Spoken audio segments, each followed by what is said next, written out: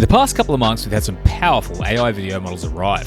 We've had Kling 2.5, Sora 2, and also Veo 3. But which one is best? I'm going to try them all out in openart AI today, as they have all landed in their video platform and they are the sponsor of this video. But along the way, I'm also going to touch on some of the powerful AI video tools they have to make your video creation even better. Getting started in openart is easy. Head down to the video tab in the left menu here. And we have a few different video options here, including a video upscaler, adding audio to video. For now, we're going to go to text to video and collapse this. And under model, there are so many different video models here to choose from. It says Veo 2, Veo 3, we've got Sora 2, Kling 2.5, Dance 1.0.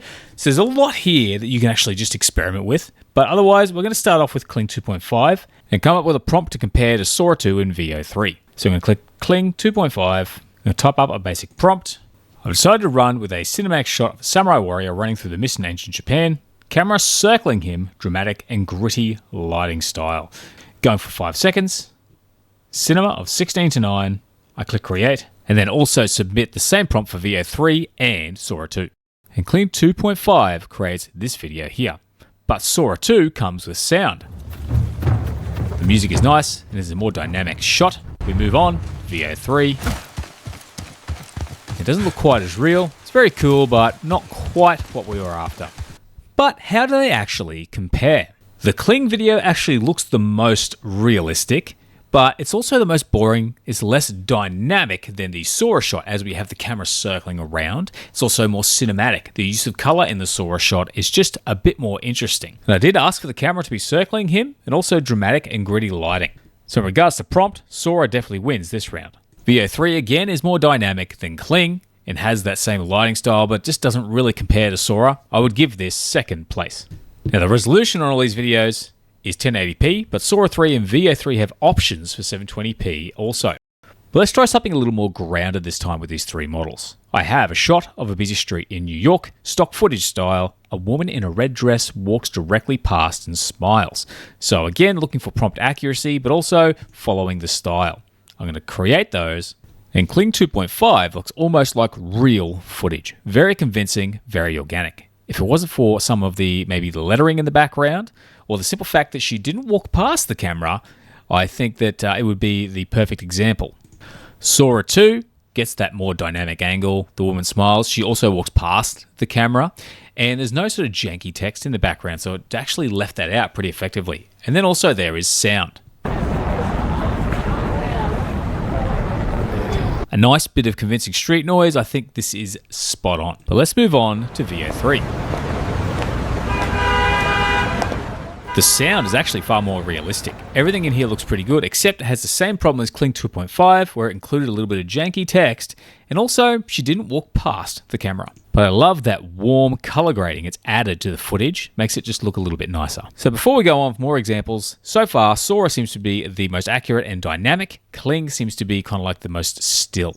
But let's look at some of the settings and the cost associated with using these different models. With Kling 2.5, we have the option of 5 or 10 seconds with a handful of aspect ratios. So we're going to get a 1080p video. Now a 5-second video is 100 credits, whilst a 10-second video is literally double that at 200 credits. So that is pretty cheap when you're using openart to generate these videos. But switch to Sora 2, we get a few more options like the resolution. We can also go from 4 seconds up to 12 seconds, so you can get slightly longer or slightly shorter videos. We have this 2 aspect ratios available, but they have a fast and a pro model. I've used the pro model here because I want to compare the best. But even just with fast at 4 seconds, we're talking about 200 credits. So that is kind of double the price of Kling 2.5. And again, if I were to triple that up to 12, it's 600 credits. So it multiplies up pretty directly. And if I go to pro, 600 credits for a 4-second video. That is shorter than Kling and 6 times the price for a slightly shorter video at a lower resolution. Move up 1080p, that becomes 1,000 credits. And if you were to max it all out, there's 3,000 credits as opposed to paying 200 credits for a 10-second video with Kling 2.5. But finally, we have Veo 3. We have 2 different versions we can choose from. One thing I also didn't mention is that Kling 2.5 doesn't have audio, but openart does give you the option to automatically generate audio with their audio feature. But essentially, this makes a big difference to the credits you spend. So if you were to compare it to, say, Kling with the audio off, sticking to 16:9, video mode's fast, it's still far more expensive. However, you do get a longer video.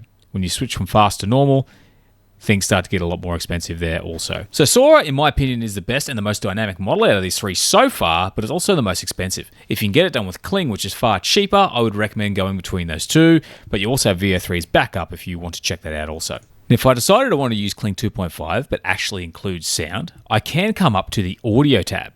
And I can click here and select a pre-existing generation, being my Kling video.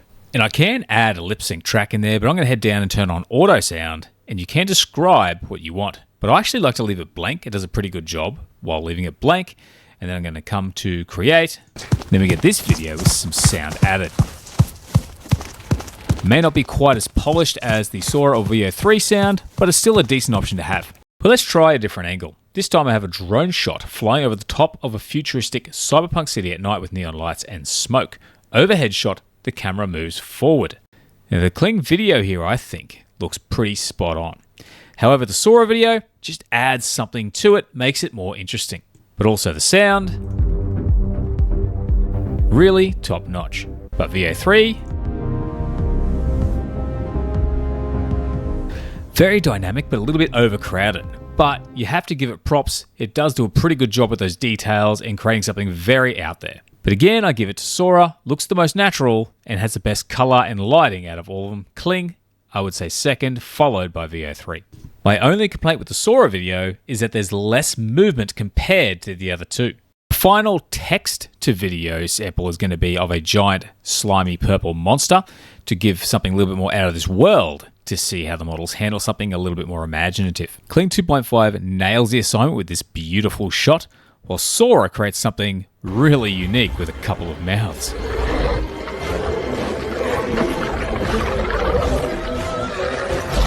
But move on to Veo 3, and what we get is kind of cool. The image just doesn't look very good. Like it's over sharpened and the lighting is harsh. But listen to the dialogue.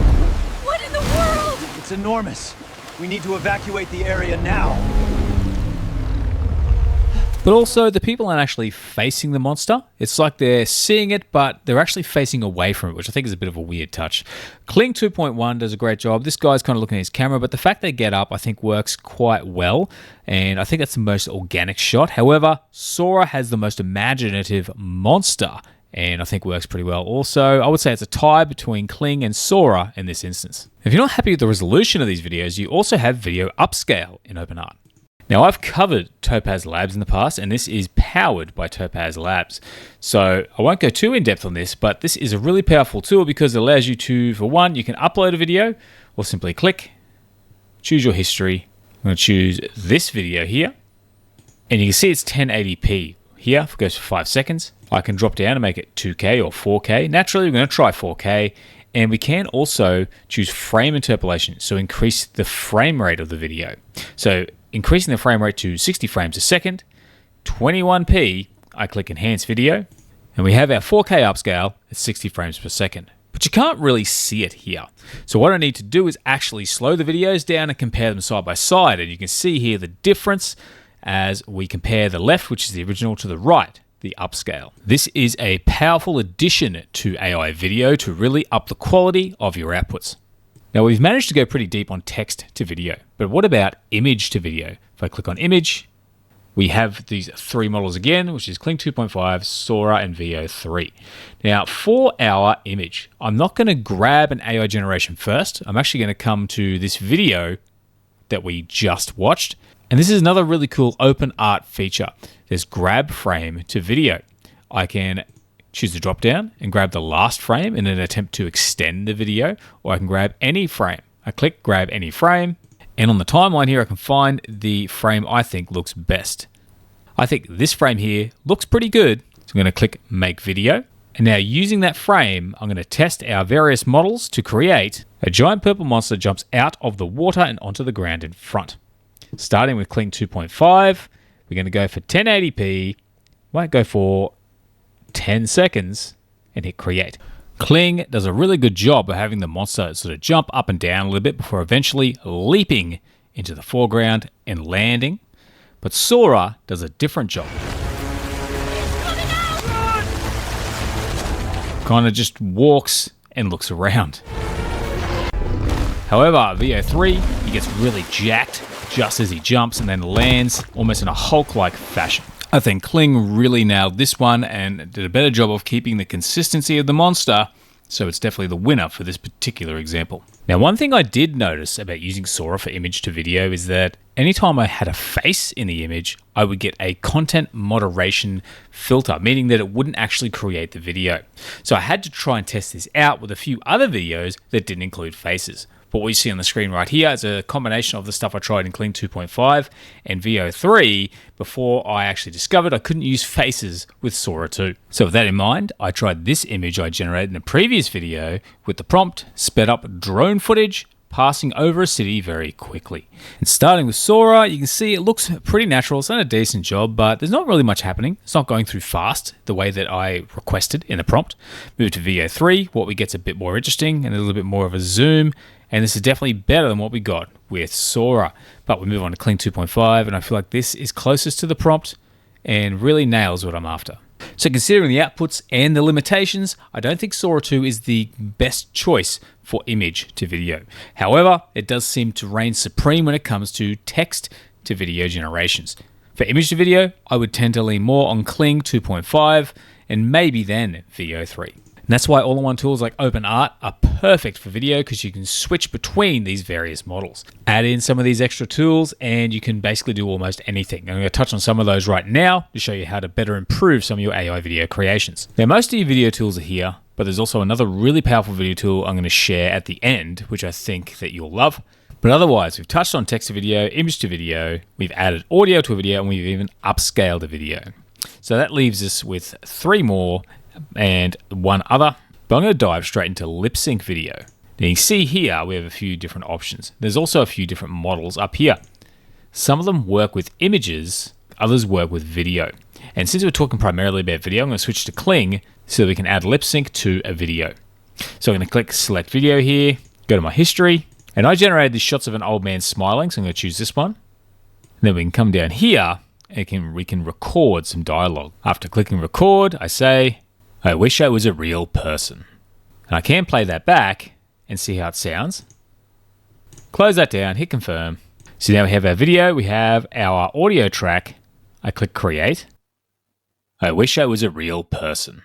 So it's easy to see how that can come in handy. But we also have elements to video. And again, we have a few different models to choose from, again with Kling 1.6. Showing that Kling really is quite a versatile model. It's not the exact same model, but you sort of get the idea.